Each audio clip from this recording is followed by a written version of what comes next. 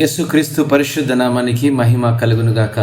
సజీవవాహిని శ్రోతలందరికీ మన ప్రభువును రక్షకుడైన యేసుక్రీస్తు నామంలో శుభములు తెలియజేస్తూ ఉన్నాను. కృపను ప్రదర్శించడం అనేటువంటి పాఠ్యభాగాన్ని అనుదిన వాహినిలో నేడు మనం అధ్యయనం చేద్దాం. గెలుపుకు ఓటమికి మధ్య దూరం మన తల వెంట్రుకంతా.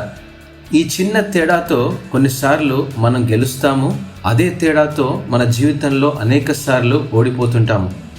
మన చుట్టూ ఉండే స్నేహితుల మధ్య కానీ, లేదా పనిచేస్తున్న ఆఫీసులో, లేదా నలుగురితో మనం గడిపే సంభాషణలో కానీ మనకు దక్కని ప్రాధాన్యత మరొకరు పొందుకునే సందర్భంలోన ఎదుర్కొనేటువంటి అపజయం, నిరుత్సాహానికి గురైనటువంటి మన గెలుపు, మన అంతరంగంలో ఉద్భవించే ప్రకంపనలు, ఎదుటివారి గెలుపును జీర్ణించుకోలేని ఆ కోపం మరియు చిరాకుల్లో మనం మాట్లాడే ప్రతి మాట అవి ఎదుటివారి హృదయాన్ని గాయపరిచేలా ఉంటాయి.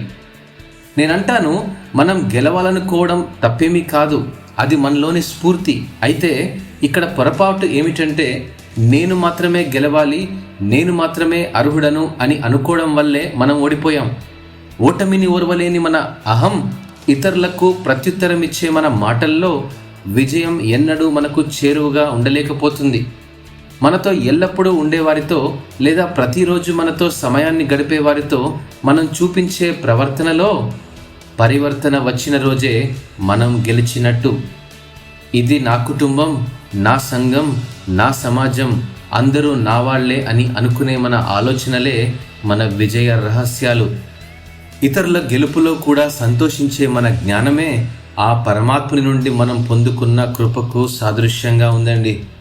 అపోస్తలుడైన పౌలు కొలస్సీ సంఘానికి రాస్తూ 4వ అధ్యాయము 5-6 వచనాల్లో అంటాడు, సంఘమునకు వెలుపటి వారి ఎడల జ్ఞానము కలిగి నడుచుకునుడి.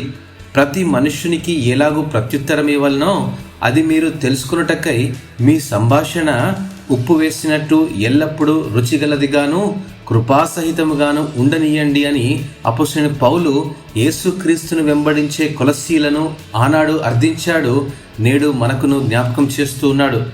కాబట్టి ప్రియమైన స్నేహితులారా, దేవుని కృపను ఉచితముగా పొందిన వారమైన మనము గెలిచినా ఓడినా జీవితంలో ప్రతి పరిస్థితిలో దాన్ని ప్రదర్శించడం మన భాగ్యము, మన పిలుపు.